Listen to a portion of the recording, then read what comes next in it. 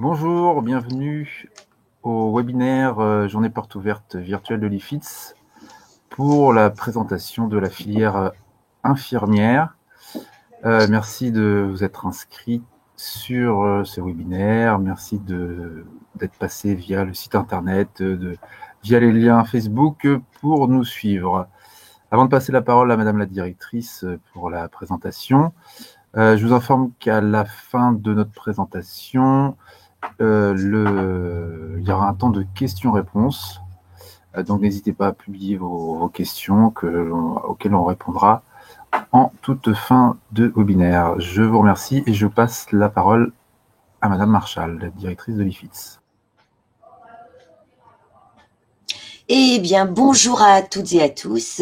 Bienvenue à l'Institut de formation interhospitalier Théodore Simon. Donc, je suis Christine Marchal, la directrice de l'Institut, et je suis vraiment ravie de vous accueillir aujourd'hui virtuellement au sein de notre établissement pour cette journée porte ouverte inédite pour nous qui, pour la première fois, se réalise en distanciel. Donc, j'espère que cet instant d'échange avec vous va vous permettre d'obtenir toutes les réponses à vos questions et vous donner aussi envie de rejoindre notre établissement. Alors, dans quelques instants, vous allez découvrir le déroulement de la formation et nos spécificités pédagogiques qui seront présentées par une formatrice et puis une des responsables, donc coordinatrice pédagogique. Et puis, à l'issue de la présentation, vous pourrez poser toutes les questions qui vous viennent à l'esprit et bien sûr, vous les écrirez sur le chat et nous vous répondrons en direct.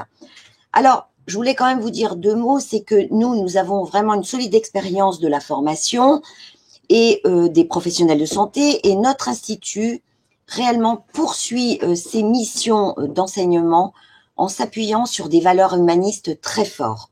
Notre philosophie s'ancre réellement sur le souci de placer l'étudiant au cœur du dispositif de formation et pour l'accompagner vers la réussite au diplôme d'une part, mais aussi pour qu'il devienne un professionnel compétent et engagé et motivé dans ses missions de soins à l'autre.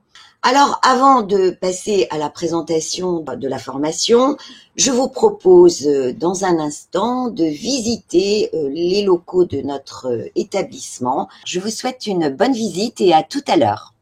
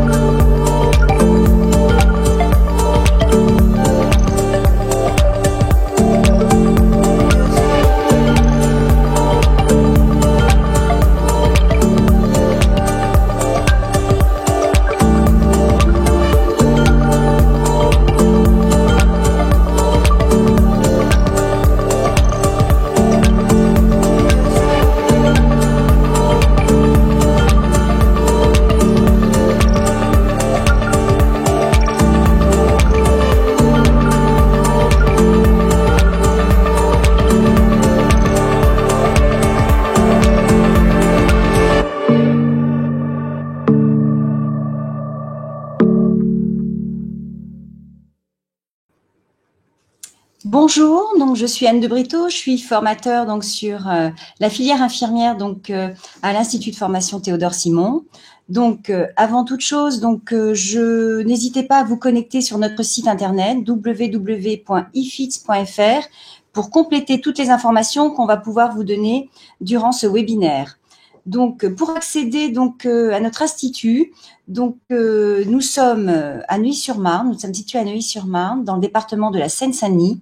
Donc notre institut est facilement accessible donc par les transports en commun, donc notamment par le bus 113 en vous arrêtant, donc vous le voyez donc ici au niveau de la carte, à l'arrêt Avenir. Donc ce bus, vous pouvez le prendre au niveau du RER E à la station Chelles-Gournay ou bien à la station donc Neuilly-Plaisance au niveau du RER A.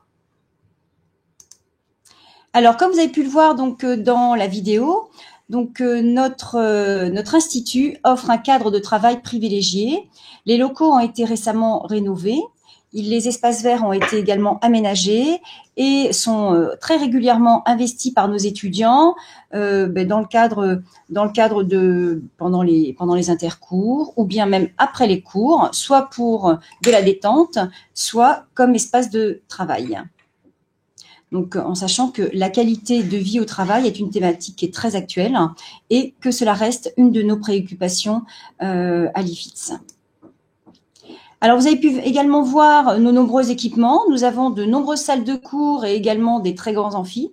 Nous avons également donc un centre de documentation, mais également une salle multimédia qui sont des lieux donc très appréciés par nos étudiants.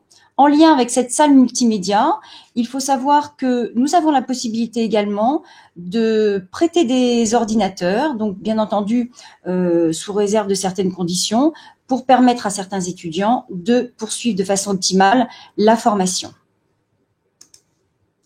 Alors, la formation infirmière. La formation infirmière, elle conduit à l'obtention d'un diplôme d'état infirmier, mais également à l'obtention d'un diplôme qui correspond à la validation d'un grade licence. Pour rappel, notre institut donc, est en partenariat avec l'université Sorbonne Paris-Nord. Alors, pour accéder à la formation infirmière, donc il faut procéder, donc, comme vous le voyez à l'écran, à une inscription à cette formation, bien entendu, via la plateforme Parcoursup. Des dates très importantes. Je vais mettre l'accent essentiellement sur 2 dates. Donc, n'oubliez pas que vous avez jusqu'à jeudi prochain, c'est-à-dire jeudi 11 mars, pour vous inscrire sur la plateforme et inscrire vos vœux. Ensuite, vous avez jusqu'au jeudi 8 avril pour finir de compléter votre dossier et confirmer ses vœux. En lien avec la rédaction de ce dossier Parcoursup. Alors, soignez l'écriture, ça c'est très important. Ne négligez aucune information. Pour commencer, donc vous allez devoir remplir le projet de formation, donc qui est centré sur vos motivations. Donc, argumentez bien votre choix d'orientation et mettez bien en valeur votre expérience en lien avec ce métier. Toujours en lien avec les items importants et les rubriques importantes à renseigner, vous avez celles concernant les activités et les centres d'intérêt qui complètent bien donc votre lettre de motivation. Donc, parlez bien de vos engagements associatifs ou sportifs et de ce qu'ils vous ont apporté. En tout cas, ne négligez aucune information. Également, ce qui est important, c'est que pour confirmer votre inscription donc administrative au sein de notre institut, il faut absolument avoir obtenu votre baccalauréat. Donc, dès que vous avez vos résultats, n'hésitez pas à confirmer votre inscription administrative auprès de notre établissement. Alors, la formation se déroule donc sur 3 années d'études et s'articule autour d'une alternance théorie et stage, et tout cela réparti sur 6 semestres, soit 2 semestres par année. Donc, les cours théoriques. Les cours théoriques donc, sont dispensés, donc vous pourrez sont dispensés soit sous forme de cours magistraux, donc que vous pourrez avoir en présentiel dans les amphithéâtres, ou bien à distance via une plateforme numérique que je vous présenterai plus loin dans le diaporama. Vous pourrez également donc avoir donc des cours sous forme de travaux dirigés, en petits groupes d'étudiants, ou bien des travaux pratiques également en petits groupes d'étudiants, en salle de travaux pratiques, bien entendu. Au-delà de ce présentiel, il faut savoir qu'il y a un travail personnel complémentaire conséquent.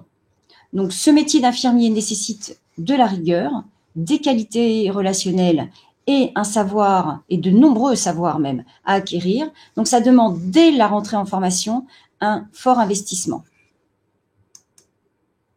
Alors, dès que vous allez rentrer en formation en septembre, vous allez bénéficier d'un pack Office 365. Ce pack Office va vous donner l'accès à une boîte mail, mais également à de nombreuses applications.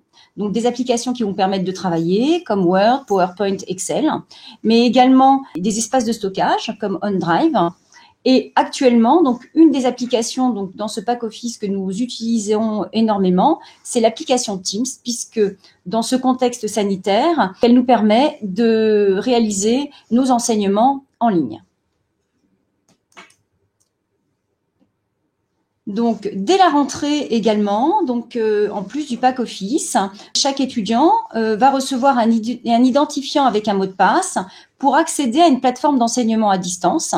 Cette plateforme d'enseignement à distance donc va vous permettre de suivre des cours sous forme de PowerPoint sonorisé, de réaliser également des tests d'auto-évaluation en lien avec ces cours sonorisés, mais également d'avoir accès à un espace dit bibliothèque où vous pourrez trouver des informations administratives comme votre planning ou bien donc ça peut être également vos affectations de stage ou vos résultats au partiel.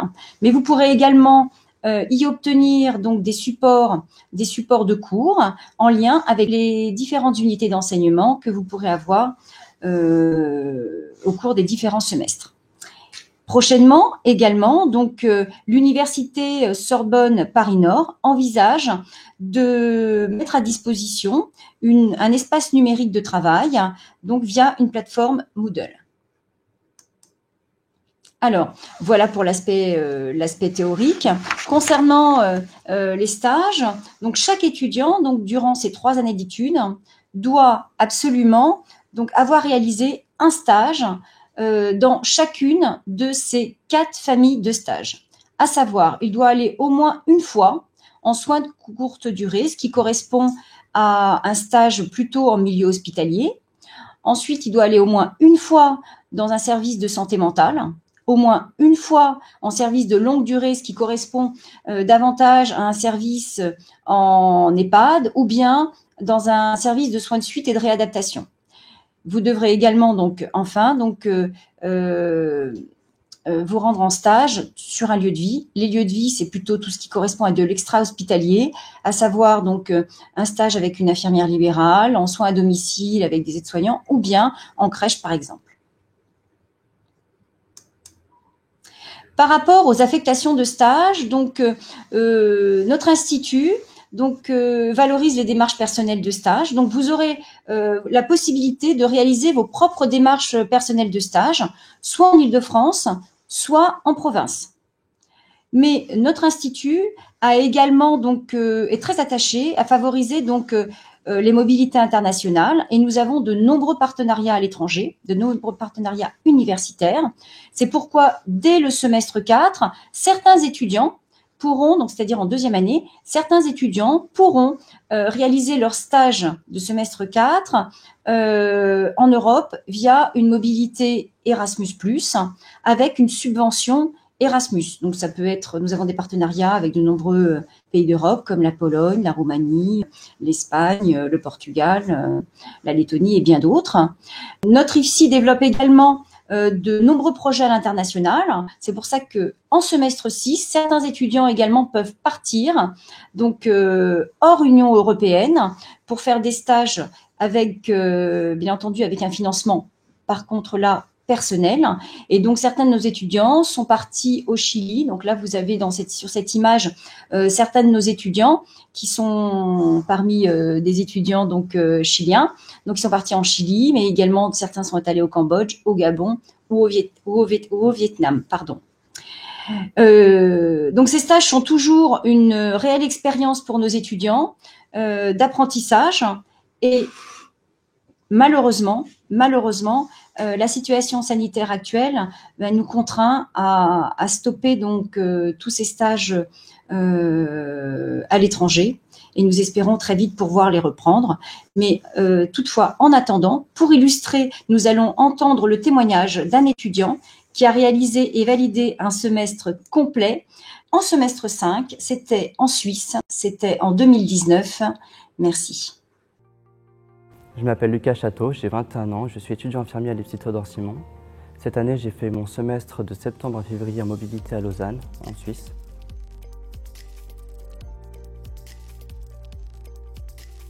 J'ai posé ma candidature parce que c'était quelque chose de nouveau, que je trouvais très novateur, que c'était très enrichissant au niveau professionnel, de voir une autre culture dans le soin, d'autres prises en charge, d'avoir un complément dans ma formation et de gagner un peu aussi en autonomie. Je suis arrivé là-bas mi-septembre, j'étais accueilli par la directrice des relations internationales qui m'a fait visiter la chambre, l'école, l'hôpital. Ensuite, j'ai démarré mon stage au CHUV en orthopédie pendant 8 semaines, où j'ai été accueilli par un infirmier formateur qui m'a fait visiter le service, qui m'a évalué une fois par semaine sur ma prise en charge des patients tout le long de la journée et sur mes démarches cliniques qui étaient basées sur leur modèle théorique. Ensuite, j'ai enchaîné avec des cours, un module de psychiatrie qui a été validé en décembre et un module d'oncologie qui a été validé en février. Donc tout ce que j'ai passé là-bas a été reconnu en France. J'ai été logé dans une chambre étudiante au sein de l'école d'infirmière avec des étudiants de Suisse et de Québec. J'avais une bourse de 440 € par mois pour financer mon semestre. Au niveau des formalités administratives, j'ai été beaucoup aidé par la responsable des relations internationales et par ma référente au sein de l'école. Donc dès que j'avais le moindre problème, il y avait toujours quelqu'un pour venir m'aider, ce qui fait que mon semestre est super bien passé. Ce semestre à Lausanne m'a apporté une autre vision du soin, je pense surtout à la psychiatrie, où ma vision était différente avant et à la fin du module, la formation étant très basée sur une prise en charge du ressenti du patient et non pas du diagnostic et des traitements. Ça m'a aussi apporté une autre vision du métier. La formation est très axée sur les sciences infirmières, avec un apprentissage des concepts et des modèles théoriques infirmiers, que ce soit en psychiatrie ou aussi en oncologie. Si j'avais un conseil à donner à un étudiant qui hésite à partir, ce serait de se lancer. Parce que oui, effectivement, c'est vrai que ça fait peur. Moi, j'ai eu très peur, j'étais très stressé par rapport au fait de se lancer dans quelque chose qu'on ne connaît pas, par le fait de partir 5 mois à l'étranger, par le côté financier aussi, mais au final je me suis rendu compte qu'on est bien encadré, que ce soit ici ou là-bas. Il y a toujours quelqu'un de disponible pour nous aider, pour répondre à nos questions. Et puis c'est une expérience tellement incroyable, tant professionnellement que personnellement, que au final j'étais plus stressé du tout. Donc le conseil que je leur donnais, c'est de ne pas stresser parce que tout se passe bien là-bas, c'est vraiment extraordinaire. Partir 5 mois en Suisse, ça m'a permis de sortir de ma zone de confort, de gagner en autonomie, mais ça m'a aussi permis de faire de nouvelles rencontres avec des étudiants qui venaient de plusieurs pays différents. Et au final, je me suis rendu compte que peu importe le pays d'où venait l'étudiant, on a tous la même vision du métier d'infirmier.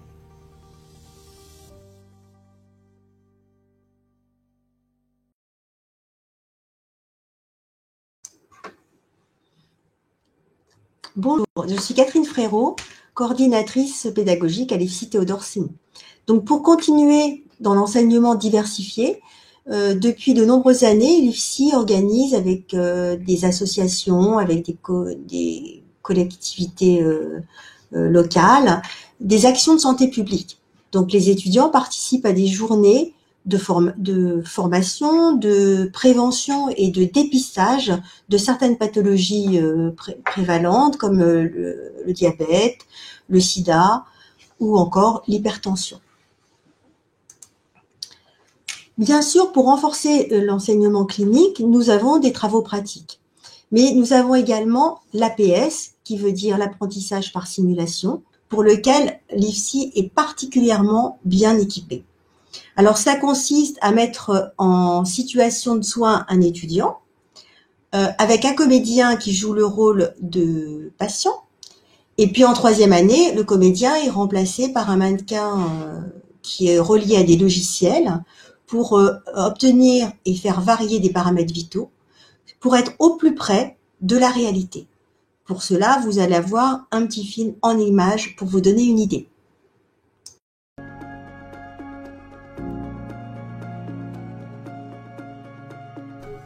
Une séance d'APS est organisée en demi-journée. Elle dure 3 heures. Elles sont composées d'étudiants infirmiers, d'élèves aides-soignants et de 2 formateurs. Dans un premier temps, c'est le moment du briefing. c'est-à-dire que nous présentons la pièce dans laquelle aura lieu la simulation et nous reprenons avec les élèves et étudiants l'intérêt de cet apprentissage par simulation. Ils peuvent venir, oui. Ils peuvent venir, tout est en place. Tout est en place. Voilà. Bon, à tout à l'heure. À tout à l'heure.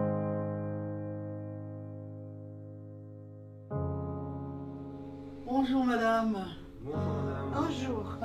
Hassan, étudiant infirmier, mon collègue Marouane. Marouane, étudiant aide-soignant. D'accord. Donc on vient vous voir ce matin. Bien. L'intérêt de l'apprentissage par simulation mis en place dans cet institut est de montrer aux étudiants infirmiers et aux élèves aides-soignants l'importance de la collaboration qui n'est pas forcément mise en évidence sur les terrains. On y retourne là? Oui, s'il vous plaît. Bien poser les pieds au sol par contre. Là. C'est bon? La collaboration, on peut l'expliquer aussi par le travail en binôme infirmier et aide-soignant qui permet une prise en soin du patient pour une meilleure qualité des soins. On ne se connaît pas, donc quand on ne se connaît pas, pour ne pas casser justement cette collaboration, cette relation de confiance qui est entre vous, on essaie de s'adapter à l'autre. D'accord. Vous voyez? Dans un deuxième temps, les étudiants et les élèves vont vivre une situation réelle avec un comédien qui va jouer le rôle du patient. Cette situation dure à peu près 10 minutes et ensuite, au bout de 10 minutes, nous stoppons la mise en situation et nous abordons le débriefing. Aujourd'hui, on est deux rien que pour vous. Ah bon, d'accord. On va s'occuper de vous ce matin, on va se lever, on va aller au fauteuil, d'accord? Devant cette belle vue que vous avez là. Ouh là là, je vois que ça n'a pas l'air de vous enchanter aujourd'hui. Non, je suis fatiguée. Voilà, juste. Alors attention à votre hanche. Donnez-moi la main. Le débriefing consiste à faire ressortir les émotions, le ressenti de chaque individu qui a participé à la simulation. Donc ça a été un blocage un petit peu, je pense, sur un petit moment, mais il fallait pas qu'on me dise ça. C'était un exercice qui était assez intéressant en tant qu'élève aide-soignante, de collaborer avec les infirmiers. On a déjà eu à collaborer en lieu de stage, mais là c'était encore beaucoup plus intéressant parce qu'il y avait un retour. On pouvait se regarder, il y avait un débriefing, on pouvait aussi s'analyser, voir l'image qu'on projette. Ce qui n'est pas toujours le cas quand on est sur un lieu de stage. On ne sait pas toujours l'image qu'on peut donner et que les sentiments qu'on peut projeter, les émotions qu'on peut avoir. Donc c'était intéressant de pouvoir s'analyser et d'être aussi analysé par les futurs collègues professionnels.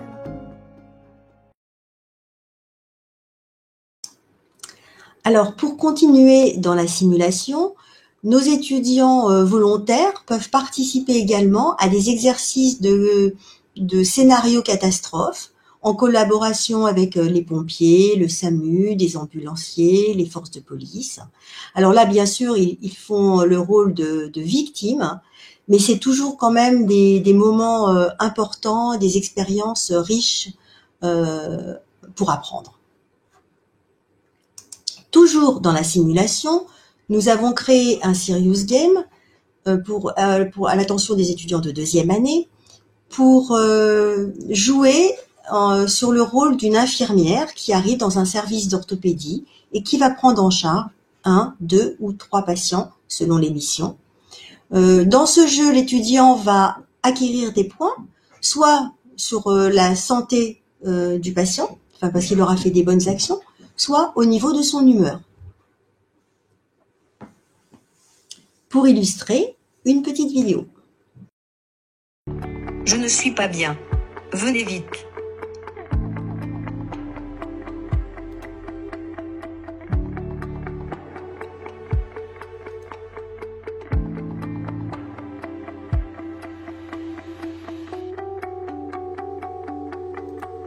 Absence de réponse verbale.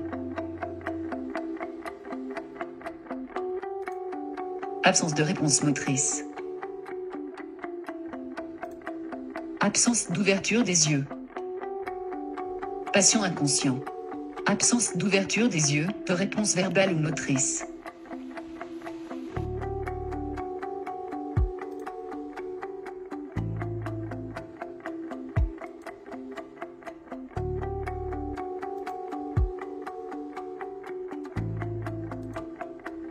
L'absence de ventilation additionnée à l'absence de pouls, c'est un arrêt cardio-respiratoire.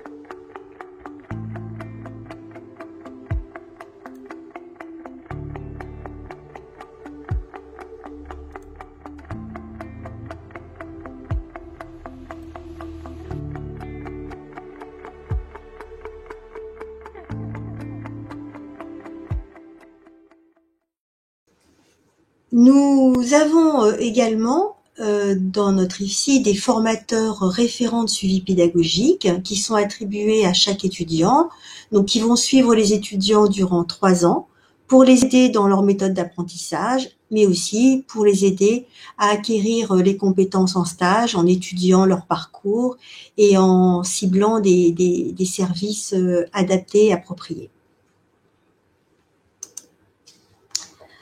Depuis longtemps, l'IFSI a toujours été soucieux de développer des valeurs humanistes chez les étudiants. C'est pour cette raison qu'il a intégré dans son projet pédagogique des ateliers bien-être. Des ateliers bien-être tels que le toucher-massage, la sophrologie, la médiation artistique, le théâtre. L'objectif est de permettre aux étudiants de gagner en confiance, de travailler la cohésion de groupe, mais aussi d'essayer de diminuer le stress et surtout l'angoisse d'un patient éventuellement. Là encore, un extrait du film sur les ateliers.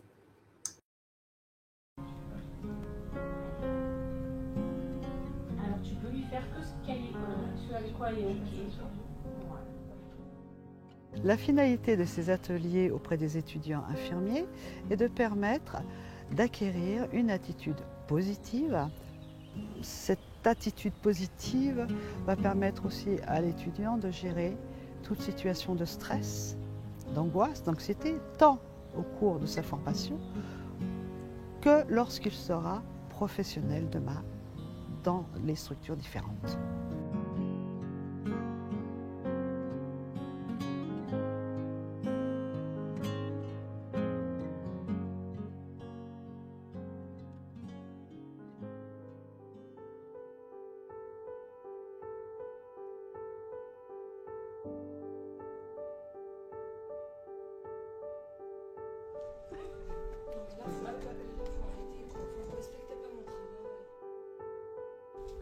Non, excusez-moi.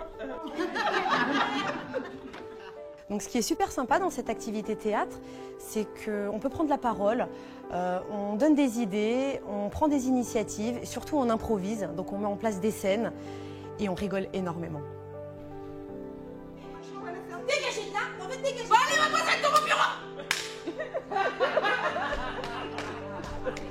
Ça nous apporte une aide supplémentaire pour les personnes qui peuvent être timides, réservées, qui n'osent pas. Cette activité va nous permettre de s'ouvrir un peu plus, de prendre confiance en nous et d'être plus à l'aise dans le soin quand on part en stage après. Il n'y a pas de jugement dans ce qu'on fait. C'est juste on discute des choses, on en parle pour voir, et on pourrait en parler encore très longtemps et voir d'autres sujets. Ok, merci beaucoup.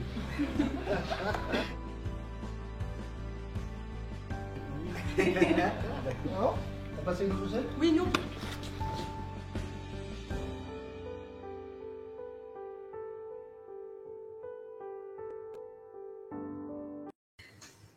Depuis quelques années, nos étudiants très dynamiques ont créé une association, Adrenax, parce qu'il y a de l'adrénaline à la Théodore Simon, avec un très beau slogan autour du logo qui est « Nous travaillons avec notre cœur pour que le vôtre continue de battre ». Voilà l'esprit dans lequel sont nos étudiants. Dans cet esprit, toujours, il est organisé par les 2e années une journée d'accueil et d'intégration de nos premières années. Sur le thème du bien-être, avec de nombreux ateliers comme du massage, en fait, qui sont déjà appris avec les ateliers, des soins esthétiques, des parcours de sécurité, des choses un petit peu plus sérieuses aussi, et puis un escape game, ou alors des découvertes culinaires des îles, ce qui provoque des moments conviviaux très agréables. Des moments conviviaux donc au moment du déjeuner quand on goûte toutes ces spécialités, mais aussi il y en a un qui est particulièrement intéressant, c'est celui de le grand pique-nique de fin de formation qui est à l'issue de la 3e année. Et toujours dans ces moments conviviaux et très attendus et très importants pour les étudiants, bien sûr, la remise des diplômes au mois de septembre. Alors, c'est vrai que tous ces événements sont malheureusement mis en stand-by depuis la crise sanitaire, mais nous espérons qu'ils vont très vite revenir. Je passe maintenant la parole à Madame Marchal qui va évoquer avec vous le financement de la formation. Oui, excusez-moi, là je reprends en effet la parole pour vous présenter les conditions d'éligibilité donc pour ne pas avoir à payer soi-même la formation. En effet, la formation est subventionnée par le Conseil régional d'Île-de-France pour tous les étudiants qui répondent à certains critères donc dits d'éligibilité. Autrement dit, si vous avez moins de 26 ans, si vous êtes sorti du système scolaire depuis moins de 2 ans, si vous êtes demandeur d'emploi inscrit à Pôle emploi depuis au moins 6 mois, si vous êtes bénéficiaire d'un contrat aidé, si vous êtes bénéficiaire du RSA ou si vous avez terminé votre service civique pendant l'année qui précède l'entrée en formation, vous êtes considéré comme étant éligible au conseil, à la subvention du Conseil régional d'Île-de-France. Donc, je répète, c'est un seul des critères que je viens d'énoncer qui permet d'être éligible à la subvention du Conseil régional d'Île-de-France. Ça veut dire que vous n'aurez pas à payer des coûts de formation, sauf ce que vous aurez à payer à la rentrée. Ce sont, comme tous les étudiants d'ailleurs, ce sont les droits de scolarité qui sont votés chaque année, dont le montant est voté chaque année, et en 2020 c'était 170 € et ce sera sûrement réévalué pour la rentrée de 2021. Vous aurez également à vous acquitter de la contribution de vie étudiante et de campus, donc à hauteur de 90 € qui vous permet d'accéder à tous les services, les prestations universitaires au même titre que tous les étudiants inscrits en université. Donc, pour les personnes, d'autres possibilités de prise en charge sont possibles, en dehors du fait d'être éligible à la subvention du Conseil régional. Ce sont les salariés qui sont employés dans un établissement de santé et pour lequel, dans le cadre de la promotion professionnelle, l'employeur financera le coût de la formation. Donc, le candidat, dans ces conditions, n'aura non plus rien à payer au niveau des frais de formation. Et puis, il y a la possibilité également d'obtenir un financement de la formation parce qu'on est salarié d'une entreprise privée et ça vous permet d'être pris en charge dans le cadre de la formation professionnelle par le FONGECIF ou des OPCO ou le compte personnel de formation. En dehors de ces possibilités de prise en charge donc du coût de la formation, donc si vous n'êtes pas éligible à tous ces critères, vous serez obligé de payer vous-même le coût de la formation qui est de 4 250 € par année de formation. Donc, donc je le répète, c'est dans les situations où vous n'êtes ni éligible à la subvention du Conseil régional, ni salarié d'un établissement de santé ou ni éligible à des promotions professionnelles par les FONGECIF ou des OPCO. Si vous avez, même si vous payez votre formation vous-même, vous devrez également vous acquitter des droits de scolarité qui s'élèvent à 170 €, comme je l'ai dit tout à l'heure, et vous aurez également à vous acquitter de la contribution de vie étudiante et de campus de 90 €. Alors, il y a des possibilités d'aide et de soutien financier. Ce sont d'abord les bourses d'études qui sont proposées et financées par le Conseil régional d'Île-de-France sur critères sociaux et cette bourse n'est absolument pas cumulable avec une autre source de rémunération. Si vous avez une allocation Pôle emploi, si vous avez un salaire par votre employeur parce que vous êtes en promotion professionnelle, vous ne pouvez pas bénéficier d'une bourse donc du Conseil régional. Alors encore une fois, c'est sûr, cette bourse, elle est attribuée à partir de critères sociaux sur la base d'un dossier que vous déposerez sur le site internet du Conseil régional, mais ces démarches, vous les ferez dès lors qu'on vous donnera les informations à partir de votre admission dans l'Institut. Dès que vous serez admis, vous aurez toutes les informations pour pouvoir faire les démarches de demande de bourse auprès du Conseil régional. Alors, dans la formation, il est possible également d'avoir une aide donc financière par le biais d'allocations d'études qui sont donc proposées de manière ponctuelle parfois, et là on voit en cette temps de crise sanitaire, les hôpitaux ont énormément besoin de professionnels de santé, donc les hôpitaux donnent volontiers des allocations d'études aux étudiants qui sont en cours de formation en contrepartie d'un engagement à servir.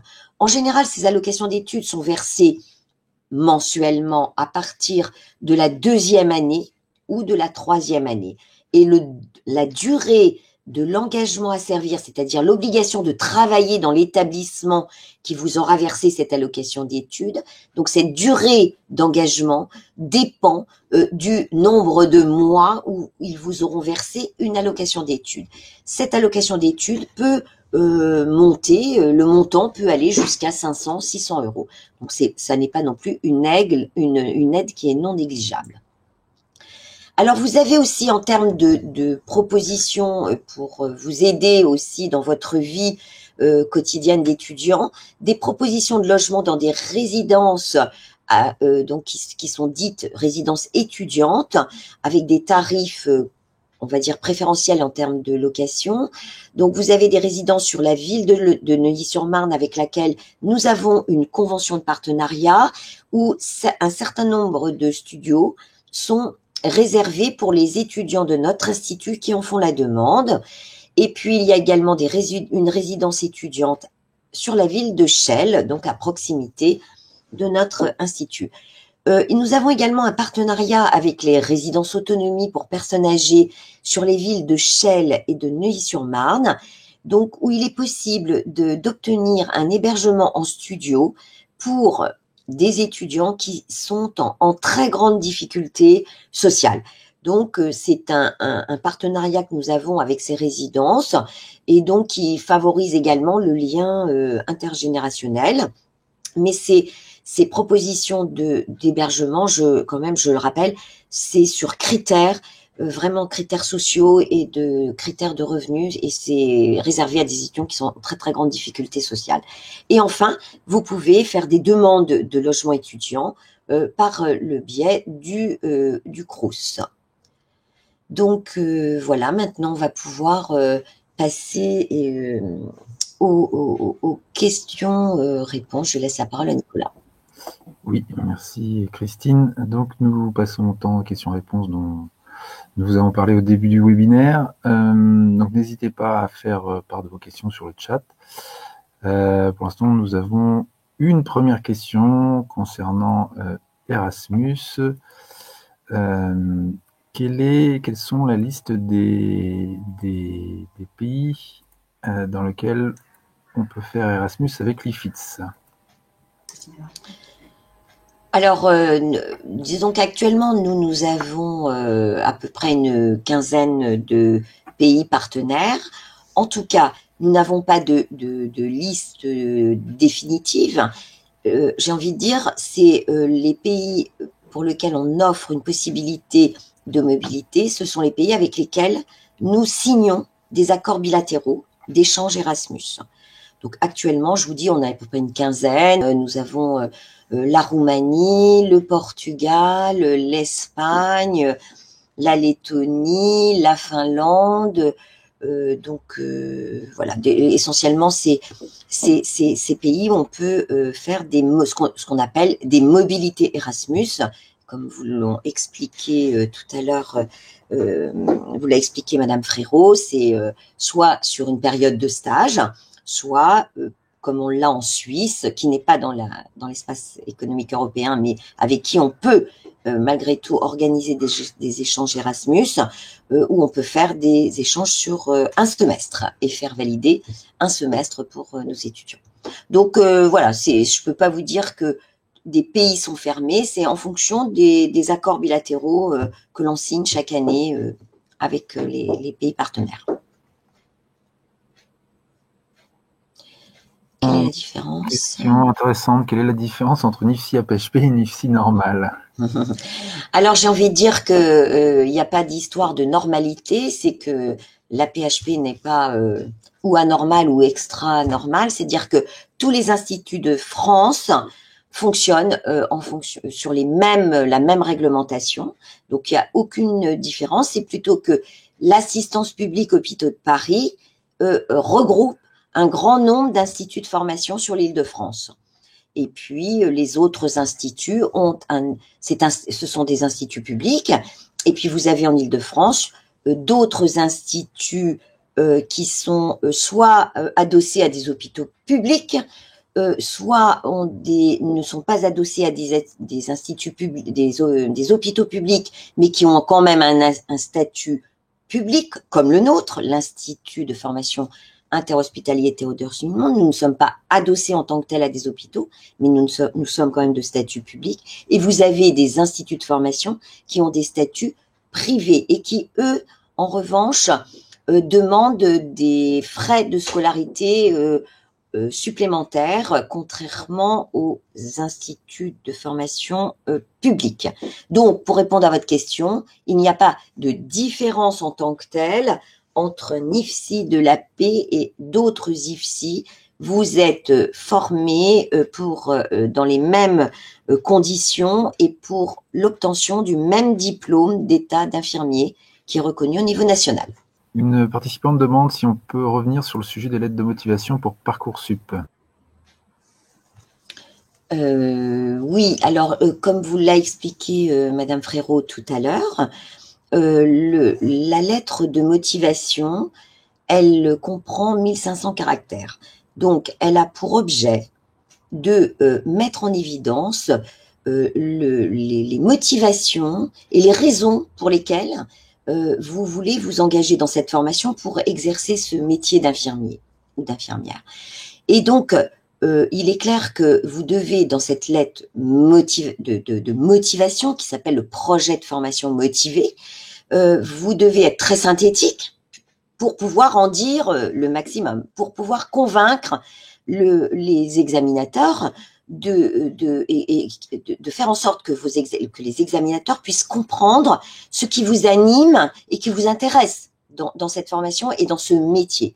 Et pourquoi on devrait vous croire et vous choisir et déterminer que vous êtes légitime à entrer dans cette formation pour devenir infirmier. Donc, la lettre de Parcoursup, elle est, encore une fois, limitée à 1500 caractères, donc vous ne pouvez pas y intégrer des développements très détaillés. Donc, vous devez être synthétique sur des éléments clés qui démontrent que vous êtes motivé et en quoi vous avez aussi des aptitudes et des compétences et des expériences qui sont en lien avec les attendus nationaux de cette formation. Et donc, comme vous l'a expliqué Madame Frérot tout à l'heure, vous devez absolument bien renseigner la rubrique activité centre d'intérêt qui va venir en quelque sorte illustrer et donner des exemples qui viennent conforter les éléments que vous avez développés dans la lettre de motivation. j'espère avoir clarifié ce point. Oui, question suivante. Est-ce que l'école accepte les boursiers? La réponse, je pense que je veux dire, c'est oui. Est-ce que tu veux ajouter quelque chose? Oui, c'est oui. Les boursiers, il n'y a pas de différenciation. Il y a même de manière systématique un pourcentage de boursiers qui se retrouvent classés de manière obligatoire sur Parcoursup. Donc il y a un pourcentage de boursiers qui, quel que soit, quand ils sont proches j'ai envie de dire, qui sont dans un classement, dans un premier classement, se retrouvent obligatoirement donc classés pour être admis en Parcoursup, à condition d'avoir des résultats qui correspondent à ce qui est attendu. Et après, c'est la bourse du conseil régional que vous sollicitez si vous êtes éligible, si vous remplissez les critères. Pas mal de questions arrivent sur l'admission et le nombre de places à l'IFSI. Je prends celle-ci. Bonjour, je suis élève de terminale en système numérique. Est-ce que j'ai une chance d'être accepté en IFSI et combien y a-t-il de places? Alors, le quota, je rappelle, le quota de première année, il est de 206. Nous avons 206 places et il y a 25% de places qui est réservée donc aux candidats qui sont qui sont éligibles au titre de la formation professionnelle continue, c'est-à-dire ceux qui ont comment dirais-je, cotisé pendant 3 ans à un système de protection sociale en France. Tous les autres, ce sont ceux qui passent par Parcoursup. Donc concrètement, sur 206, là pour la rentrée de septembre, nous avons 40 places pour les candidats qui sont au titre de la formation professionnelle continue, qui ont donc un système de sélection spécifique, et nous avons donc 166 places pour les candidats, les candidats Parcoursup, moins les reports de l'année dernière, donc aux alentours de 160 places, 160 places pour la rentrée prochaine, pour les candidats Parcoursup, en l'occurrence vous qui êtes élève de terminale, vous avez même en système numérique, vous avez autant de chances que n'importe quel autre bachelier de rentrer en formation infirmière dès lors que vous répondez aux critères de Parcoursup et que votre note globale vous permet d'être classé dans le plus haut possible pour pouvoir être admis, puisque je rappelle, la formation est sélective et par exemple sur notre groupement Université Sorbonne Paris Nord, il y a un peu plus de 500 places offertes. Donc il y a ceux qui, même si on va jusqu'au 1500e candidat, malheureusement ceux qui sont classés 1560e, malheureusement ils ne pourront pas rentrer, et pourtant ils n'auront pas forcément un mauvais dossier. Il faut vous mettre, faut bien comprendre que c'est une formation sélective et que même si vous avez quand même un bon dossier, c'est pas sûr que vous puissiez rentrer, puisqu'il y a toujours quelqu'un éventuellement de meilleur quelque part, peut-être sur les notes de bac, sur les notes de terminale ou les notes de première, qui font que leur note globale sera supérieure à la vôtre.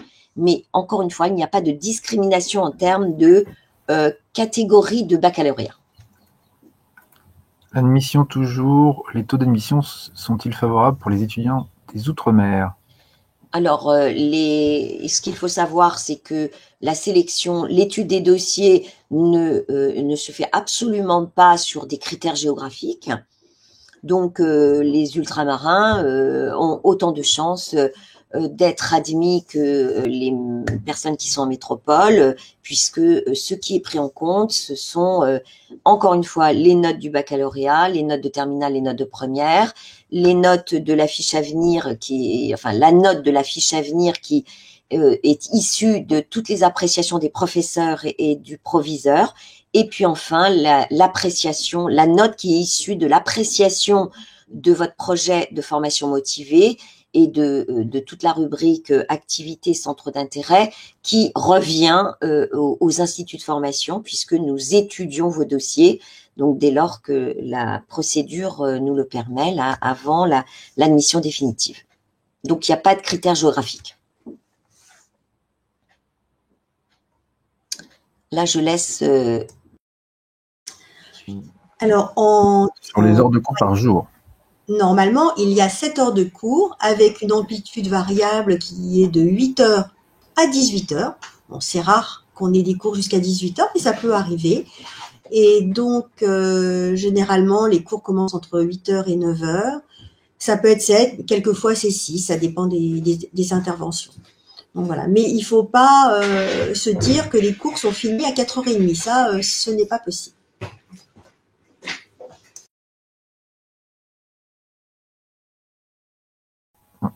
Une question, comment ça se passe pour les gens en situation professionnelle qui ont le bac depuis longtemps?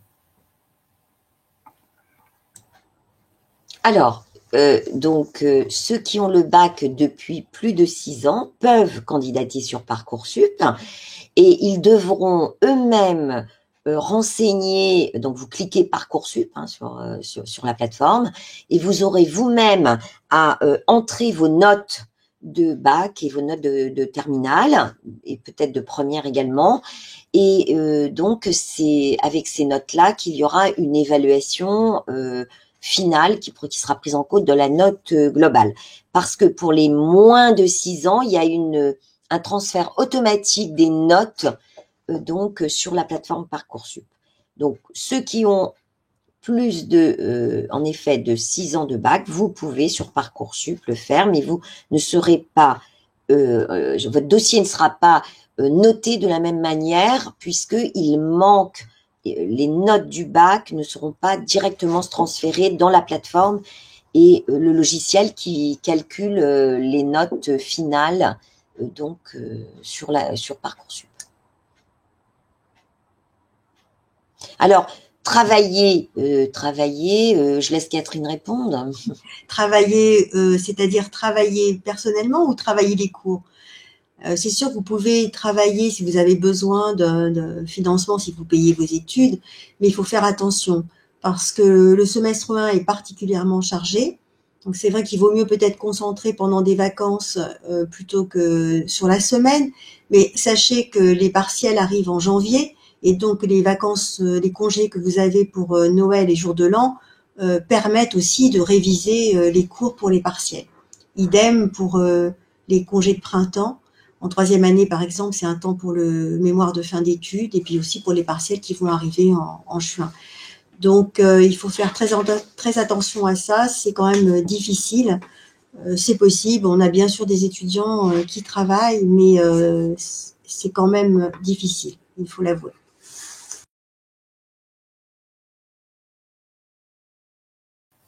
Question pour une candidate, une participante étrangère qui nous dit, si on est étudiante étrangère, comment peut-on faire une demande de logement? Est-ce que l'on peut avoir plus de renseignements sur ce sujet?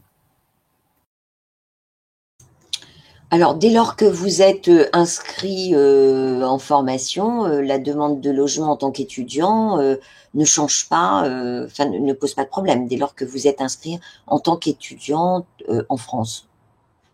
Voilà, je n'ai pas d'autres précisions, je n'ai pas plus d'éléments à vous donner. Merci. Alors là, j'ai plusieurs questions sur Erasmus qui reviennent. Premièrement, le projet Erasmus débute-t-il dès la première année? Alors, comme Madame De Brito l'a signalé, c'est en 2e année, au semestre 4, que la mobilité Erasmus est faite pour 10 semaines. Voilà.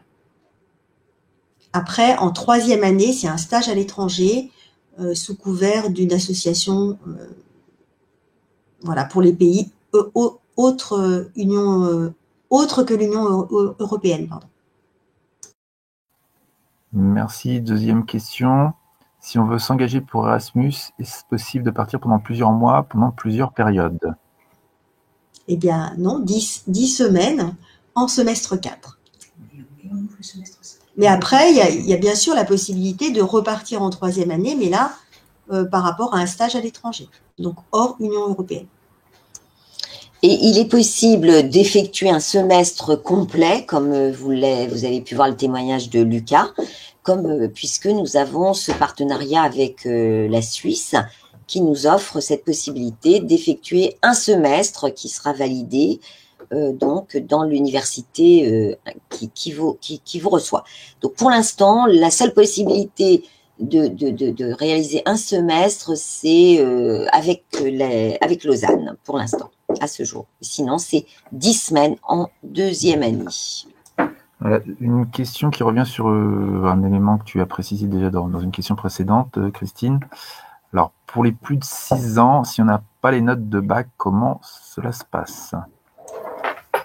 Eh bien, vous ne renseignez pas puisque vous ne les avez pas. Donc, on étudiera le dossier en fonction des éléments dont on dispose.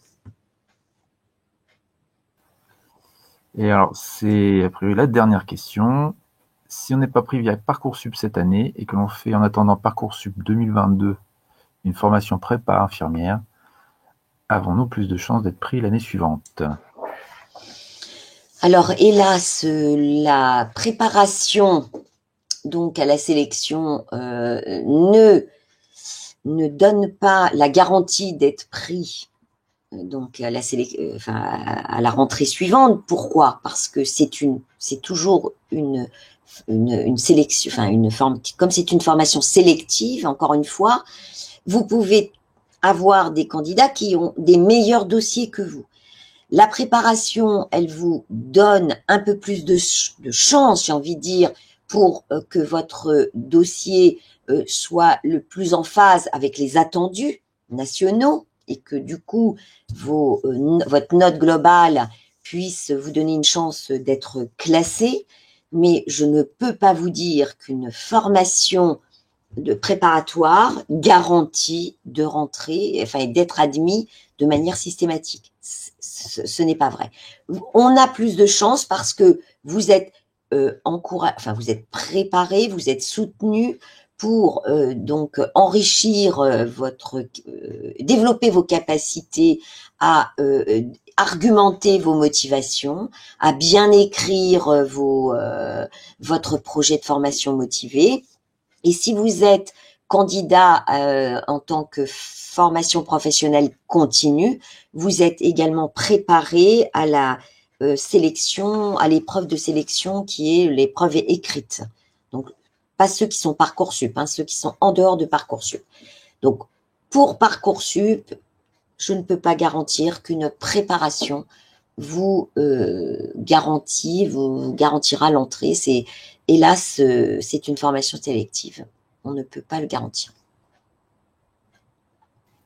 Toujours pour les préparations, une participante nous demande, en gros, qu'est-ce que c'est la prépa infirmière? Comment faire pour y rentrer?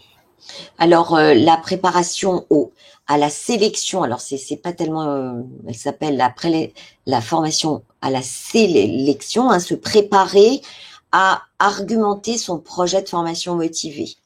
Donc, vous êtes accompagné par un formateur qui va vous aider à valoriser tout votre parcours antérieur et pas seulement d'avoir été comment dirais-je, bénévole dans une association. On n'a pas tous eu l'occasion d'avoir eu des activités dans des associations, de faire du sport, mais tous, à un moment ou à un autre, dès lors qu'on a envie de devenir soignant, il y a dans son expérience de vie des éléments qu'on doit être capable de faire ressortir. Et parfois, seul, on n'arrive pas à les imaginer et à les valoriser. Donc, dans cette prépa, le formateur qui vous accompagne va vous aider à faire ressortir tous ces éléments de valorisation pour justifier, démontrer vos motivations à devenir infirmier. Et donc, pour y entrer, il faut s'inscrire, mais elle est payante, évidemment. Ça, il n'y a pas de prise en charge.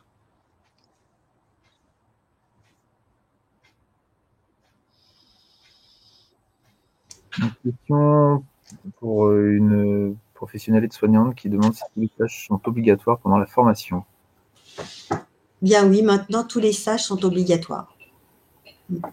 Après, il peut y avoir des unités d'enseignement dont vous serez dispensé, mais c'est décidé en instance en début d'année. Mais les stages, tous les stages sont obligatoires, contrairement à quelques années. Mais les stages, c'est obligatoire.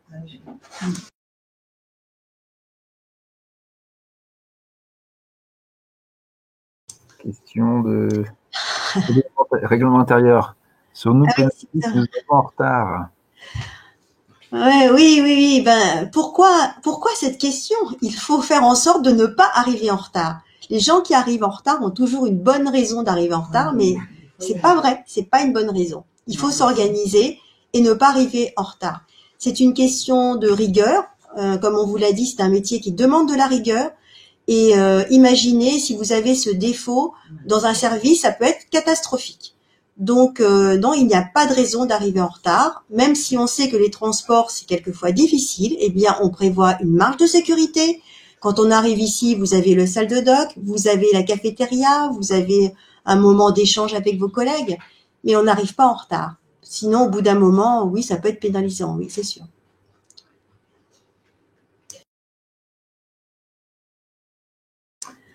Alors, oui, combien de stages? Donc, en première année, il y a 2 stages, un stage d'une durée de 5 semaines et un autre de 10 semaines. Donc, dans notre IFSI, nous avons la volonté de faire des stages de 10 semaines. Quelquefois, dans d'autres établissements, ces stages de 10 semaines sont coupés en 2 fois 5. Ce n'est pas notre choix. Donc, sauf cas exceptionnel, mais sinon, nous avons des stages sur 10 semaines. En deuxième année, vous avez 2 stages de 10 semaines et en troisième année, un stage de 10 semaines et un stage de 15 semaines qui, lui, est divisé en 2.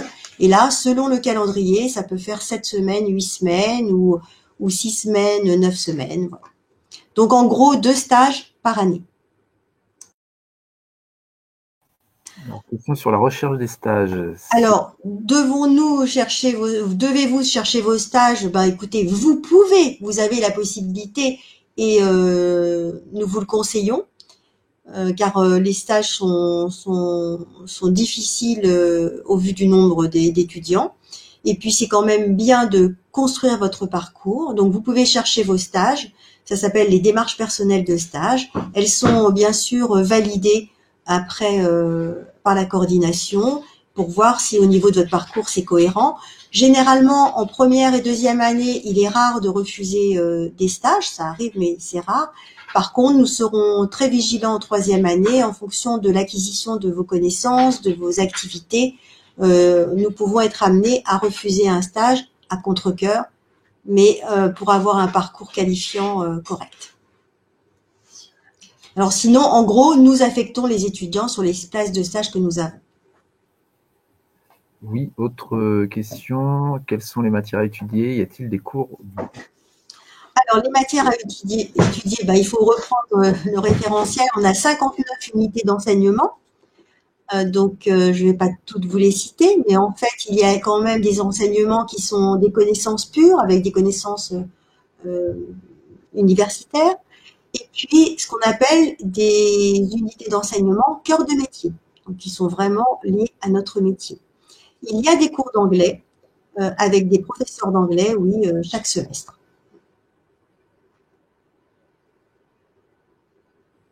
Voilà, une question sur l'accompagnement pédagogique. Oui, l'accompagnement, oui. Donc, vous avez un référent de suivi pédagogique, c'est-à-dire un formateur qui va vous suivre durant ces 3 années, et qui va vous aider dans les méthodes d'apprentissage, dans les retours de stage, c'est pour évaluer un retour de stage, pour fixer aussi des objectifs de stage pour les prochains stages en fonction du précédent, et puis vous aider à acquérir les compétences. Et dans des travaux, mais vous êtes accompagné par ce référent. Mais il faut savoir que tous les formateurs de l'IFSI sont toujours disponibles parce qu'on a des référents par unité d'enseignement et ils sont toujours abordables si vous avez besoin de renseignements sur un cours, sur quelque chose. Et puis, il y a bien sûr la coordinatrice de la promotion aussi qui répond à certaines demandes.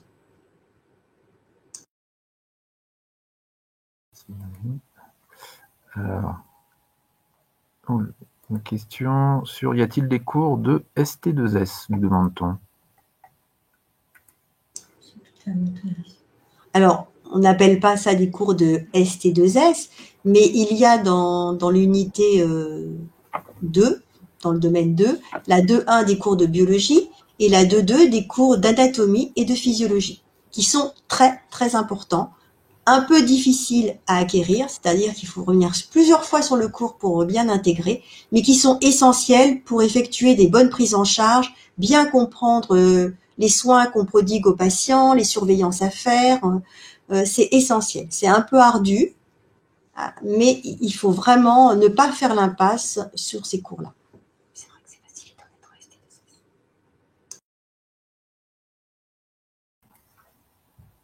Par contre, c'est vrai que ça peut être facilitant de sortir de ST2S. Merci Catherine. J'ai une dernière question. Peut-on changer de stage si jamais cela ne se passe pas bien? Alors, pourquoi partir sur du négatif comme ça? Donc déjà, il faut savoir que sur la formation, il y aura forcément un stage où vous serez moins à l'aise, où ça ne se passera pas vraiment comme vous le souhaitez. Mais non, on ne change pas de stage comme ça parce que ça ne se passe pas bien. Sinon, on s'en sort plus là. Donc, il faut comprendre pourquoi ça ne se passe pas bien. Vous pouvez toujours faire appel et vous devez faire appel au formateur référent, à la coordinatrice, et on voit avec le lieu de stage. Éventuellement, déjà aussi, le premier interlocuteur, ça va être le cadre de santé, voir par rapport, si c'est par rapport à une infirmière, donc pour qu'elle vous change de tuteur. Enfin voilà, il y a des solutions, mais on ne fuit pas parce que ça se passe pas bien, quoi. Il faut comprendre, il faut réajuster et faire en sorte que ça se passe bien. Alors, quelques dernières questions, parce qu'il y a plusieurs questions sur les bacs. Donc je vais faire une salve. Est-ce que les bacs ST2S sont prioritaires pour l'accès à la formation?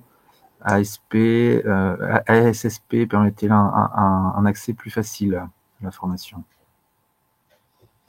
Donc, il n'y a aucun critère de discrimination au niveau de comment dirais-je, de la catégorie de bac.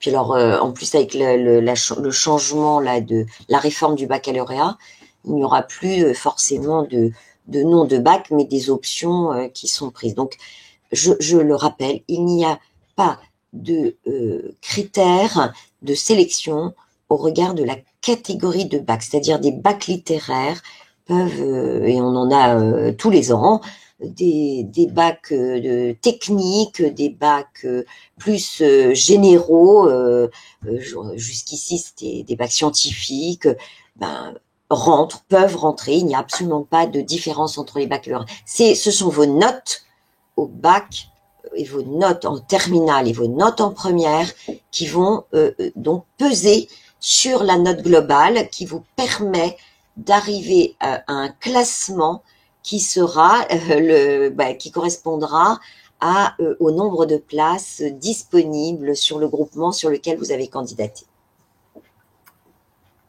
Une question sur, je vais répondre à celle-ci. Pendant les vacances scolaires, peut-on bénéficier du bureau étudiant pour réviser? Donc non, c'est le bureau de l'association des étudiants. Mais il y a des salles qui sont ouvertes pour révision pendant les vacances scolaires, Pâques notamment. Éventuellement à Noël, voilà, ça peut se faire, mais ce ne sera pas le bureau des étudiants en soi. Voilà. Et alors vraiment dernière question, il y en a encore qui arrivent, mais là il va falloir qu'on conclue concernant l'APS. L'apprentissage par simulation est-elle un choix pédagogique? Est-ce commun à d'autres instituts de formation? Alors oui, c'est un choix pédagogique, ce n'est pas dans tous les instituts, c'est quelque chose qui se développe tout de même beaucoup. Nous étions quand même bien en avance et c'est pour ça que nous avons 5 belles salles pour le réaliser. En plus, nous le faisons dans des conditions quand même optimales puisque c'est des groupes de 6 étudiants, 6 à 8 étudiants, donc c'est des petits groupes avec des petits débriefings alors que dans certains instituts, vous avez une scène qui est filmée, et puis c'est l'amphi qui regarde et qui commente. Donc oui, c'est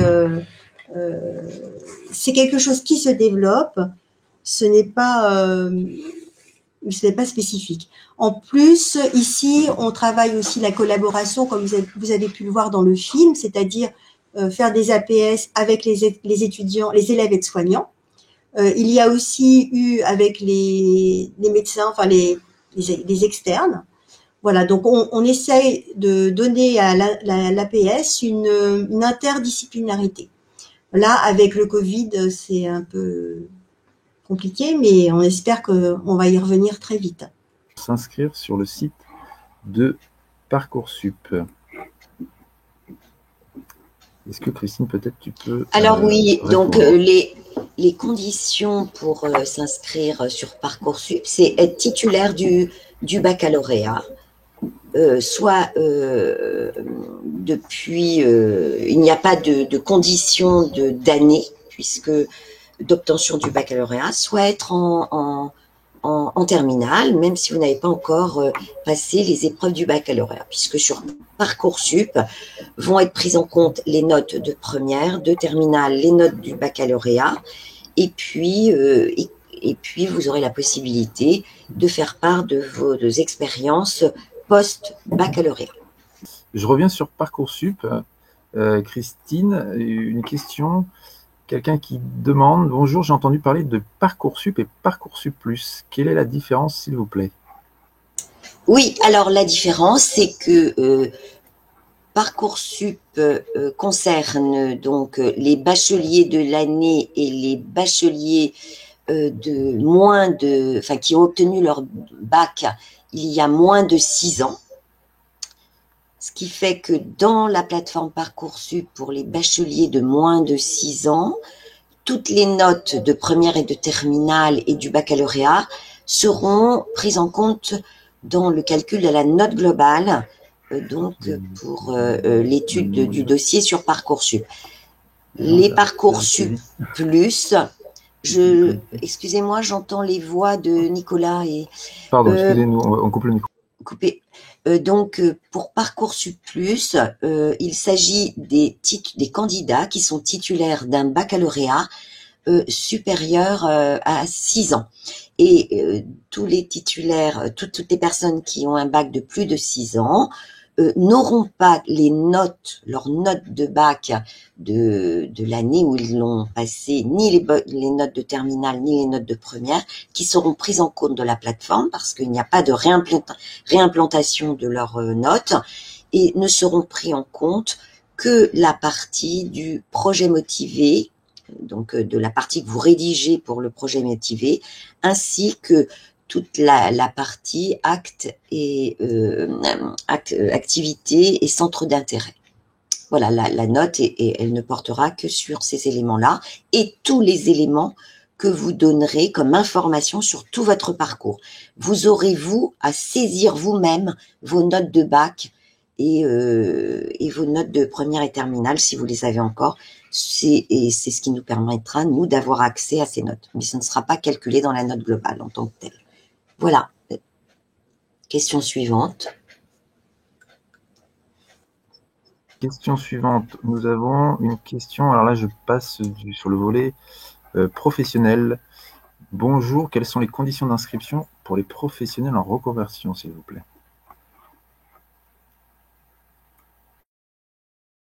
Alors, en effet, les candidats qui sont en reconversion, donc nouveau projet professionnel.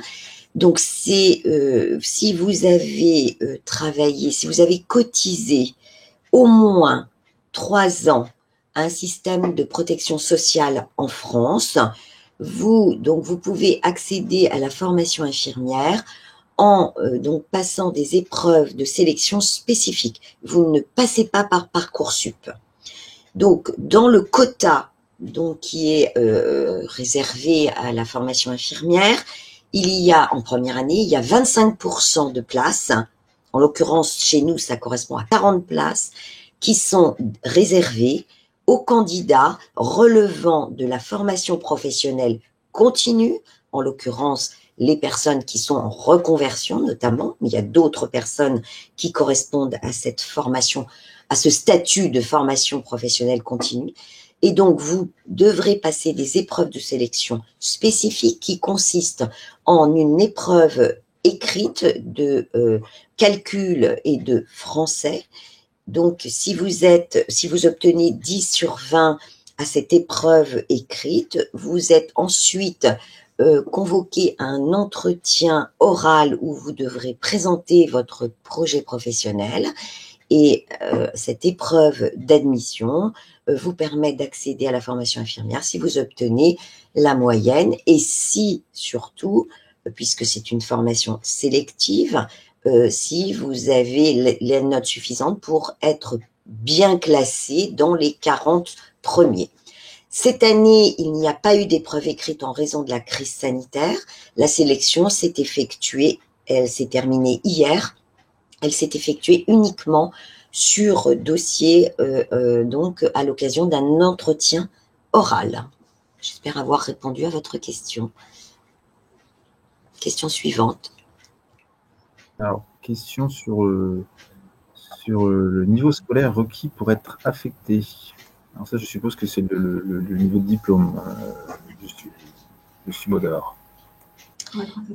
Alors, il faut avoir par Parcoursup, il faut être titulaire du baccalauréat.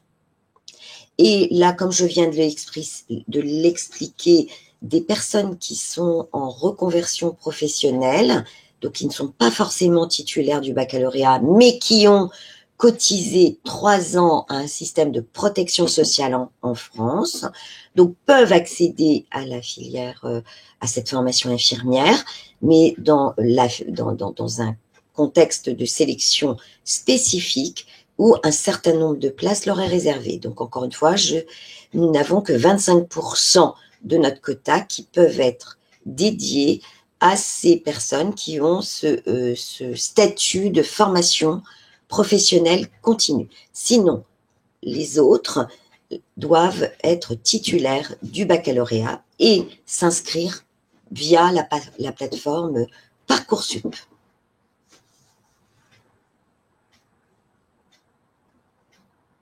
Autre question? Alors là, plusieurs questions concernant les stages. Quelle est la durée des stages en première année? Alors, en première année, vous avez un stage de semestre 1 qui dure 5 semaines, puis le stage de S2 qui va durer 10 semaines. Nous privilégions les 10 semaines d'affilée et pas comme certains instituts, faire 5 semaines, puis 5 semaines.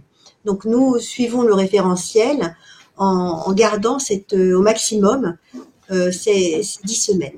Après, en deuxième année, vous avez 2 stages de 10 semaines, un par semestre. Et en dernière année, un stage de 10 semaines et un stage de 15 semaines qui est divisé en 2 parties. Donc, 7 semaines ou 8 semaines selon le calendrier, ou 8 semaines et 7 semaines. Voilà. En première année, donc, juste 2 stages.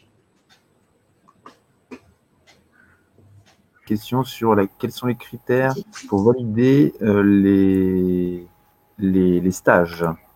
Les critères de validation, nous avons les étudiants ont une feuille de compétences qui va être remplie par les professionnels du terrain, professionnels de proximité, maîtres de stage et autres responsables, qui correspond à des critères intégrés dans chaque compétence. C'est-à-dire que chaque compétence est découpée en 3 ou 4 ou plusieurs critères qui doivent être validés.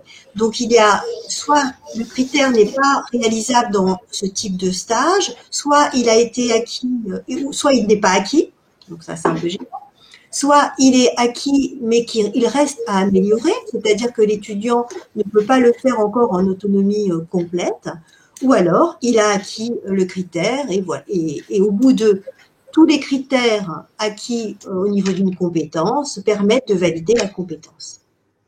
Et il y a 10 compétences à acquérir sur les 3 ans. Merci, merci Catherine. Concernant les stages, devrons-nous faire nos demandes auprès des hôpitaux? Ça, je pense que vous avez déjà plus ou moins répondu. Alors, oui, quand je parle de démarche personnelle, je vous ai dit au niveau des hôpitaux et des cliniques, sauf au niveau des hôpitaux avec lesquels nous sommes en partenariat. Puisque certains hôpitaux nous attribuent des stages. Donc là, il faut pas faire un double format, c'est-à-dire démarche personnelle et puis par l'IFSI. Donc à ce moment-là, quand on a des lieux de stage sur certains hôpitaux et que vous souhaitez y aller, ben à ce moment-là, vous faites un courrier de souhait à la coordinatrice de promotion.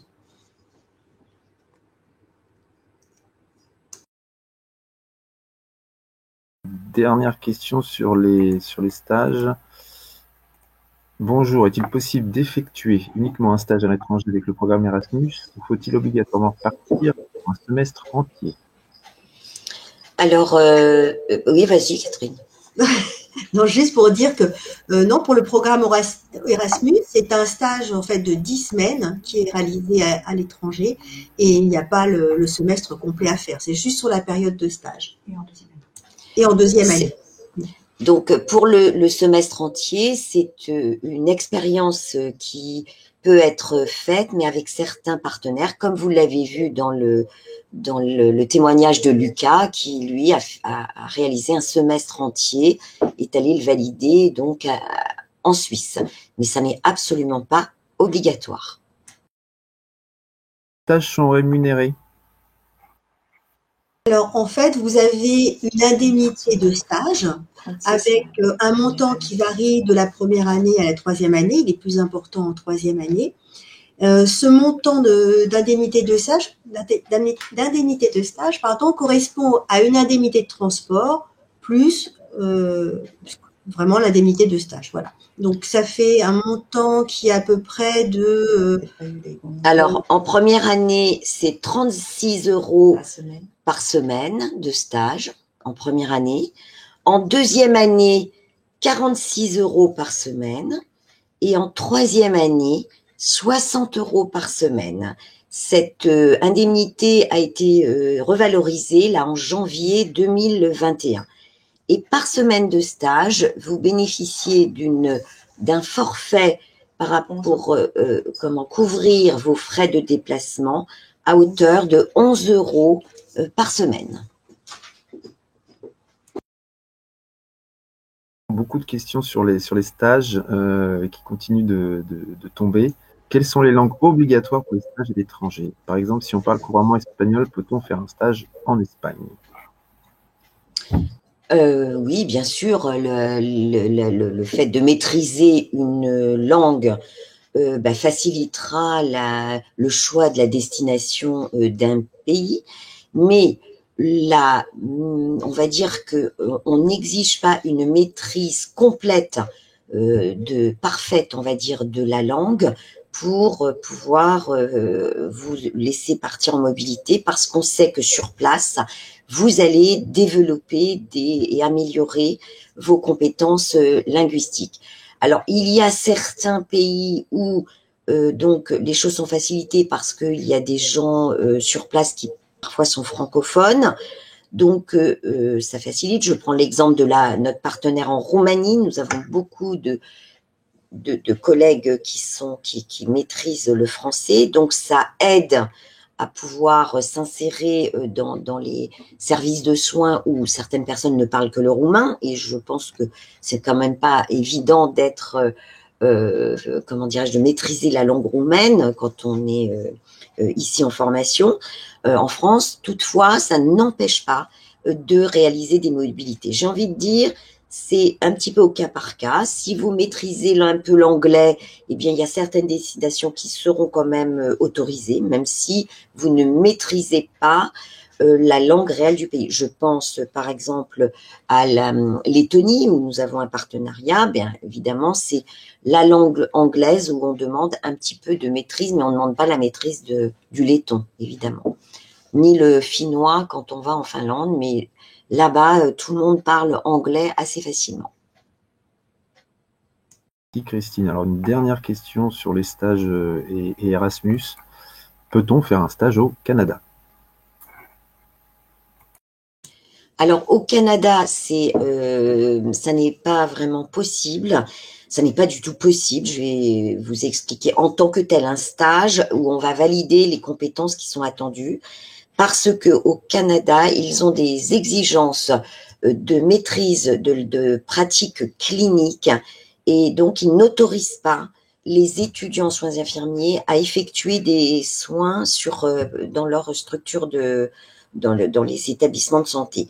Ce qui fait que on ne nous interdit pas, il n'empêche pas l'accueil d'étudiants, mais les étudiants ne seraient qu'en observation et ne pourraient réaliser aucun soin technique. Donc, nous ne faisons pas le choix de réaliser des stages qui ne permettraient pas à nos étudiants, pour le coup, de s'exercer, de réaliser des soins pratiques. Donc, le Canada, le Québec ne sont pas des lieux de stage qui sont de premier choix à ce jour. Merci Christine. Je reviens sur Parcoursup, une question qui est arrivée. Bonjour, quels sont les critères qui sont regardés sur Parcoursup pour être accepté? Alors, il y a trois grands critères. Vous avez les notes. Alors, je parle pour les bacs de moins de 6 ans. Hein. Les Parcoursup plus, de plus de 6 ans, il n'y a qu'un seul élément qui est réellement calculé dans la note globale. Mais les moins de 6 ans, il y a les notes de première, terminale et du bac qui sont prises en compte. Donc, au niveau des mathématiques, du français, de l'histoire géo, enfin, toutes les disciplines sont prises en compte et ça donne, il y a des modalités de calcul dans la plateforme qui vont produire une note qui va donc compter pour la note globale. Un deuxième élément qui compte pour la note globale, c'est la fiche à venir qui est remplie de manière qualitative par les professeurs du lycée ainsi que par le chef d'établissement. Et ces appréciations sont transformées en une note. Et cette note produite intervient également dans la note globale. Le troisième élément qui intervient dans la note globale, c'est l'analyse du dossier qui se fait par les instituts de formation en soins infirmiers. Et donc, nos équipes pédagogiques étudient votre projet de formation motivée, cette fameuse lettre de motivation qui comprend, je le rappelle, un maximum de 1500 caractères et qui doit être très très synthétique et bien formulée pour mettre en valeur vos motivations.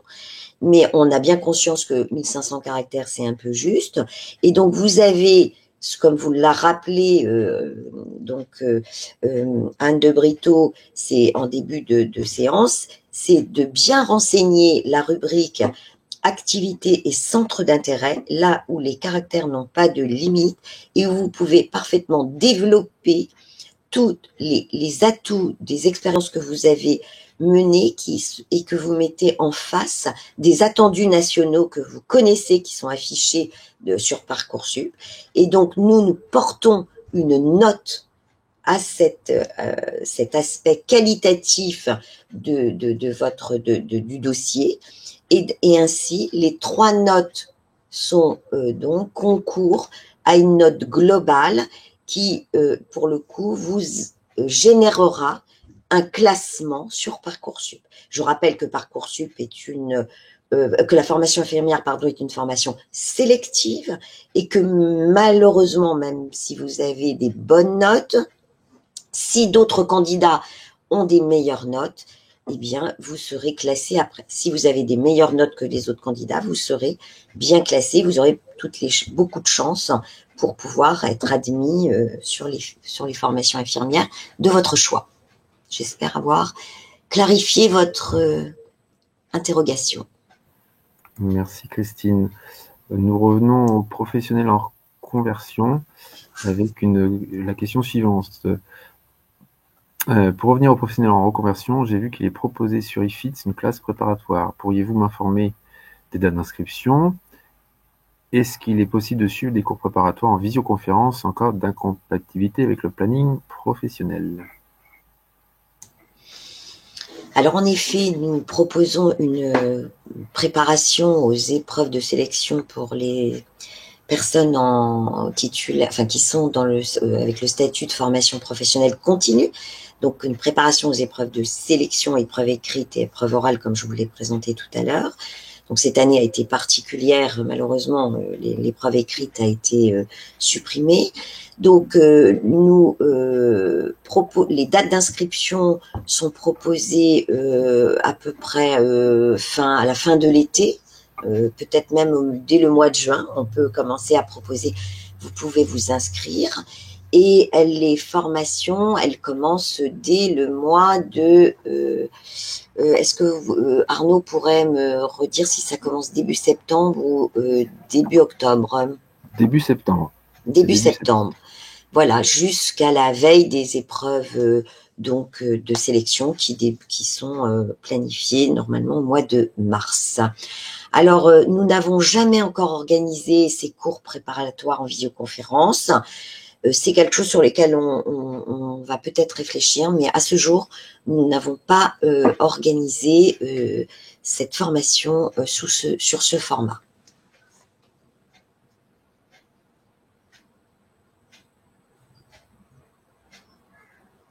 Il s'agit d'une réflexion qui va être engagée concernant le dernier point que tu viens d'évoquer, me semble-t-il. Je poursuis. Sur les personnes en reconversion, combien de places sont attribuées aux personnes en reconversion? Alors, nous avons un quota, je l'ai dit tout à l'heure, de 25% sont réservés aux places en reconversion.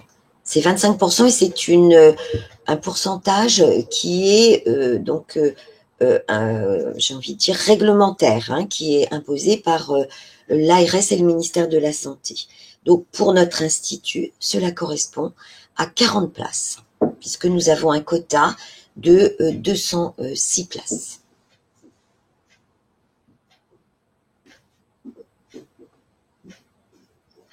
Deux questions sur les évaluations. Comment se présente l'évaluation annuelle ainsi que les examens finaux? Alors, pour les évaluations, il y en a de différents types. Soit ça va être un écrit sur table, en individuel, en groupe, ou alors un oral, pareil, individuel ou de groupe, et puis également des pratiques simulées. Actuellement, depuis la crise sanitaire, nous avons effectué des partiels à distance, puisque nous ne pouvons pas faire de regroupement d'étudiants, donc c'est en ligne que la majorité des partiels ont été effectués, avec également des travaux à faire et à déposer sur notre plateforme d'enseignement numérique. Alors, quand c'est soit au cours du semestre, plutôt à la fin, et puis majoritairement, c'est à la fin du semestre, avec quelques-uns qui sont anticipés. Donc, les premiers partiels sont à peu près mi-janvier, fin janvier, et les derniers fin juin, début juillet pour les rattrapages.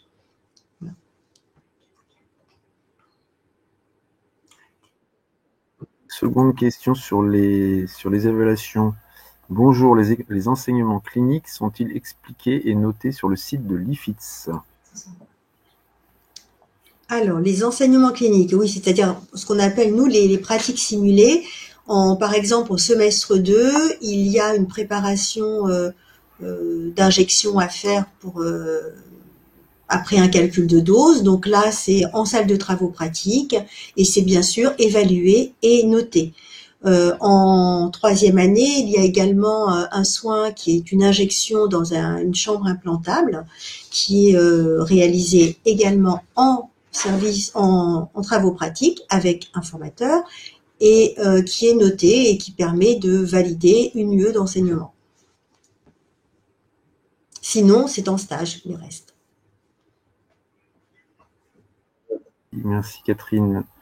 Une question sur, là je pense à nouveau les personnes, les professionnels.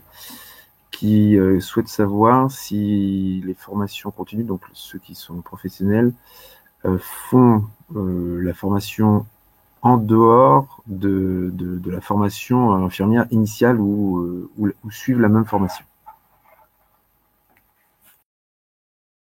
Alors, les candidats qui ont un statut de formation professionnelle continue sont intégrés dans la cohorte, dans la promotion étudiante qui fait sa rentrée, donc à la rentrée de septembre. C'est que, quelles que soient les modalités de sélection et d'entrée dans la formation, tous les étudiants, une fois qu'ils sont rentrés, font partie du groupe qui va être accompagné jusqu'à la présentation du diplôme d'État. Autrement dit, une fois que les étudiants sont rentrés, le premier jour de la rentrée, j'ai envie de dire, oui, dès le premier jour, personne ne sait par quelle porte vous êtes entré.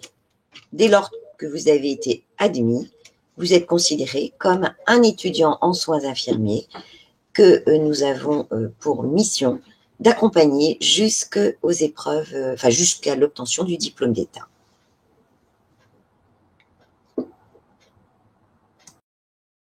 Une question sur Parcoursup qui vient d'arriver que je trouve intéressante. Bonjour, a-t-on moins de chances d'être pris en passant par Parcoursup si on habite loin de la région parisienne? Alors, pas du tout. Il n'y a absolument pas de critère géographique qui est pris en compte dans la sélection sur Parcoursup, puisque, comment dirais-je, l'étude des dossiers est complètement anonyme en plus. C'est-à-dire que nous, quand on étudie vos dossiers, on peut éventuellement deviner d'où vous venez, parce que parfois, l'académie, sur les notes du baccalauréat, on peut voir l'origine de l'académie, mais en tout cas, il n'y a absolument aucune considération géographique pour l'étude des dossiers. Donc après, si vous venez de loin, c'est une question d'organisation personnelle qui s'impose à vous, parce qu'il faudra, si vous êtes admis, vous organiser pour être logé pas trop loin de l'Institut, parce que, on vous le rappelle, les études d'infirmière sont des études intenses et qui demandent beaucoup d'investissement, et si vous devez donc effectuer des temps de transport importants quotidiennement, ça se rajoute à la fatigue induite par cette formation qui est quand même assez intense sur les 3 ans.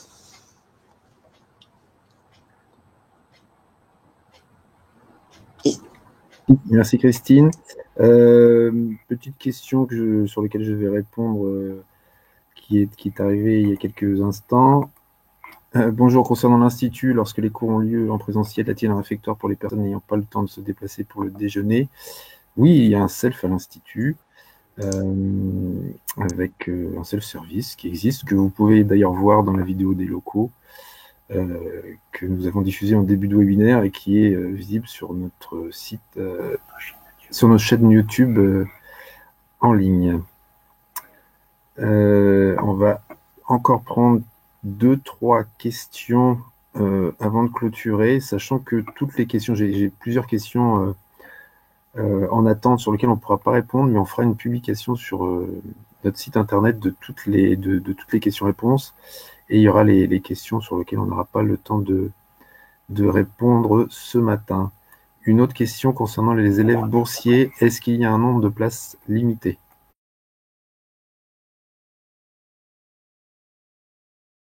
Il n'y a pas de place limitée puisque l'étude des dossiers se fait par le conseil régional, et si vous êtes éligible, le conseil régional vous attribuera la bourse.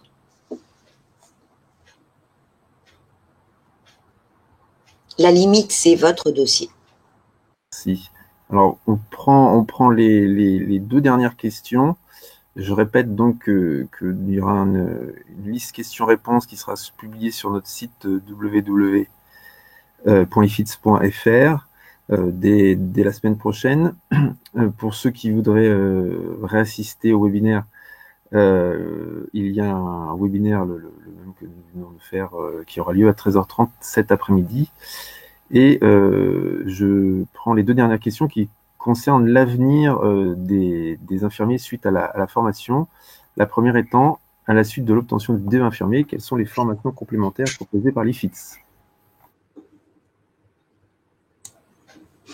Alors oui, les formations, les poursuites d'études, c'est donc des possibilités de vous faire la formation de spécialité d'infirmier anesthésiste. Donc cette formation, nous on la propose au sein de notre institut. Vous pouvez aussi faire des études pour devenir puéricultrice, mais nous ne proposons pas à ce jour cette formation, ça viendra peut-être. Et puis nous proposons également la formation d'infirmiers de pratique avancée, mention psychiatrie et santé mentale, donc qui est organisée en partenariat avec l'université Sorbonne Paris Nord. Donc cette mention qui correspond à la 2e année du master d'infirmier de pratique avancée est portée par notre institut. Toutefois, pour s'inscrire en première année de formation d'infirmier de pratique avancée, ça se fait là sur l'université Sorbonne Paris Nord. Donc il y a d'autres formations qui peuvent être proposées, qui peuvent être réalisées par des infirmiers. Ça se fait après plusieurs années quand même d'exercice. Donc en tant qu'infirmier, c'est la formation de cadre de santé, donc qui n'est pas proposée non plus encore dans notre institut. Et en termes de formation continue, nous proposons des sessions de formation ponctuelles, par exemple la formation au tutorat, c'est-à-dire apprendre à encadrer des étudiants. Vous pouvez avoir aussi des formations spécifiques sur l'exercice en milieu psychiatrique. Et puis, nous avons d'autres formations qui peuvent être proposées sur le bien-être de la personne âgée. Et donc, nous proposons aussi aux établissements de santé avec lesquels on travaille des formations à la carte en fonction des thématiques dont ils auraient besoin. Merci. Je voulais ajouter, Catherine, juste... Il y a également un DU universitaire de formation d'urgence, soins de réanimation, SSPI, qui est réalisé en une année. Oui, merci. Très juste. Je pense que de fait de ta réponse très complète, Christine, et ce que vient de rajouter Catherine, vous avez répondu à la dernière question que j'avais sélectionnée, qui était les perspectives d'évolution du métier. Juste rajouter aussi des infirmières de bloc opératoire, ce qu'on appelle des IBOD, aussi qui nécessitent une formation qui pour l'instant n'est pas encore accessible chez nous. Voilà, merci. C'est la fin du temps questions-réponses. Avant de se quitter avec un petit film du monde d'avant, pour montrer qu'à l'IFITS aussi, il y a beaucoup de convivialité, je laisse la parole à Catherine qui voulait ajouter un dernier mot. Voilà, oui, c'était pour finir. Vous allez voir avec ce film qui représentait, qui était filmé au cours de la journée d'accueil et d'intégration des étudiants de la promotion 19-22, qui s'est fait bien sûr avant la pandémie. Et nous espérons vivement retrouver toute cette convivialité très bientôt. Et on vous remercie pour votre écoute, votre participation, et on vous dit à bientôt. Au plaisir de vous accueillir. À bientôt. Merci d'avoir suivi ce webinaire.